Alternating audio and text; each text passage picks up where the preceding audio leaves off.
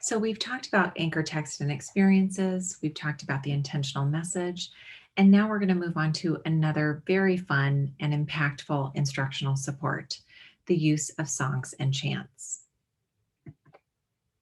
So songs and chants are a fabulous way, a really fun and engaging way for all children to learn language. And it can enhance vocabulary development when we use songs and chants for a very intentional purpose. So, songs and chants, as they're written, um, have meaning, but when they are really developed with academic and content vocabulary that's woven into a song and a chant, that's where we can really cement meaning. And so, again, this exposure to language is happening all around them. It's happening through their reading, it's happening through their interest areas, it's happening through an intentional message. And now it can be happening through songs and chants that can be used throughout the day during routines or during an academic moment of instruction where you may be exploring a concept and you might use a song to really weave in those vocabulary words. So this takes time and planning, and not everyone feels comfortable developing songs and chants with vocabulary. So I would encourage you not to worry, but rather there are lots of resources that exist online right today. Um, that have songs and chants that have vocabulary around big themes and ideas.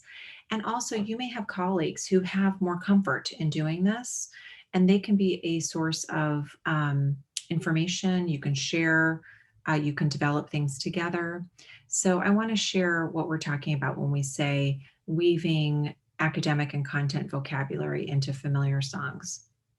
So you'll see some on the left, open, shut them. Open, shut them is usually a chant. It can also be sung. And on the right, we've got a familiar song, ABC, where we've paired our vocabulary around the theme of structures. So I'll go ahead with open, shut them and chant it for you. So it goes like this. Open, shut them, give a little clap, clap, clap. Open, shut them, put them in your lap, lap, lap. And the structure song goes like this. Build a structure very tall, build it strong so it won't fall.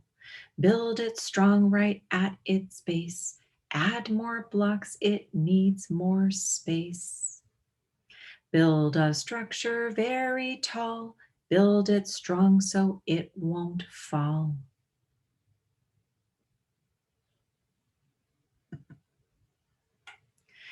So we've talked about a little bit about songs and chants, and we're going to move into another quick and easy and very fun instructional support, and that's the use of gestures and visual cues. So the use of visual cues and gestures also enhances vocabulary development. And when physical movements and signals are repeated at specific content vocabulary is introduced, it really helps to imprint meaning. So cues and gestures can be paired in all activities and should accompany key vocabulary words selected, which you are using with all of the instructional strategies we've introduced so far, the anchor text and experience, the intentional message, and songs and chants. So you can determine the structures ahead of time in your planning, or you can have children make them up as you're talking about the words and meaning.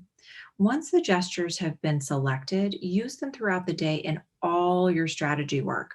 This will support mapping of language and imprint meaning for children. Let's look at some examples of using gestures and visual cues as we sing and chant. These photos show children singing songs and chants while engaged in various activities throughout the day.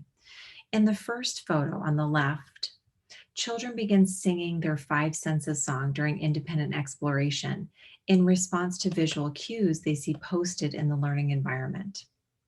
The middle photo shows children and teachers developing the gestures for their song together.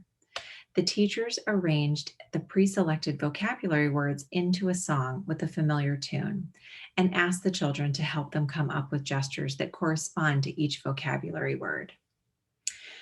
In the third photo, Children are seen engaged in an extension activity during a study of clothes. One child initiated the singing, and the children around him quickly joined. The extension activity of washing clothes served as a visual cue for the vocabulary and intentional message, sparking the children's singing. So, as they sang and engaged in the activity, they developed additional gestures for the vocabulary words that corresponded with their actions. Here's an example of a song in English that goes to the familiar tune of Bingo. So I'm going to sing some lines in just a moment, and I want to encourage us to think about those visual cues or gestures for each of the vocabulary words. And so you might ask your students for help with this, or if your children are young and they may struggle a bit, you might actually have the gestures ready to go or the visual cues. So, some of the things that we'll hear today is sight. So, sight, when we're speaking to children, means seeing with your eyes. And if we were asking for their help, we might ask them, where can we point to show that we can see our sight? So, children might point to their eyes, make sure that they're doing this safely.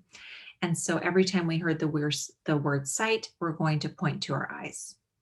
If we move to hearing, what do we use to hear, to listen? What part of our body? The ear. The ear helps us to hear. Hearing means we listen. So when we ask where in our body do we listen, help them by pointing to your ear, and then agree that you'll point to your ears whenever we hear the word hearing. You can move to smell. What do we use to smell? Smell means we breathe in with our nostrils to smell the smells. So the two holes in our nose that picks up the scent or the smell of something, that's our nose. What do we use in our bodies to smell? Point to your nose when we hear the word smell. We'll move to taste. Tasting means we try something to understand the flavor, what it feels like on our tongue and what the flavor is as we're eating it. And we taste things like food. So what do we use in our bodies to taste? We use our tongues. So they might say that, or you might point to your mouth or your tongue. Try not to have the children put their fingers on their tongue. They can put their tongues out, safely, or they can point to their mouth. So anytime you hear the word taste, we'll point here. And lastly, touch. So what do we use to touch something? It means that when we're touching, we're using our body to feel something, and we usually use our fingers or our hands to touch. So you might point to your hands or show your hands or fingers or wiggle your fingers when you hear the word touch. So these are all cues that we're going to use as we sing. So I'm going to sing this. I encourage you to follow along, or you're welcome to sing along and try and use the hand signals and gestures that we've come up with. So it's called I Have Five Senses, and it goes to Bingo. I have five senses that I use to help me learn each day. Sight, hearing, smell, taste, touch. Sight, hearing, smell, taste, touch. Sight, hearing, smell, taste, touch. I use them every day. And if you repeat it 3 times, again, the more you repeat it, the catchier it gets, the easier it gets to use the hand signals. If you mess up the hand signals, you'll have a big laugh. The children always love that. It's a fun moment, and you can go back and start over. So it's a fun process and fun song to do with children. Now let's try it in Spanish. So again, you can share the songs and gestures in Spanish. You can ask a child or children to help you. Usually what you choose for one song, you should do with the other, because they're consistent words, even though they're in different languages. So you want to keep that part consistent. But you can be a resource for each other, and it's really fun to co-create sometimes as well. So let's try this in Spanish. And it's called Tengo Cinco Sentidos, and it goes like this. Tengo cinco sentidos que uso para aprender todo el día. Ver, oír, oler, probar, tocar. Ver, oír, oler, probar, tocar. Ver, oír, oler, probar, tocar. Lo uso todo el día. So have fun Songs and chants are not only children's favorites, but sometimes they can become your favorites too. What's wonderful about it too is families hear it coming home.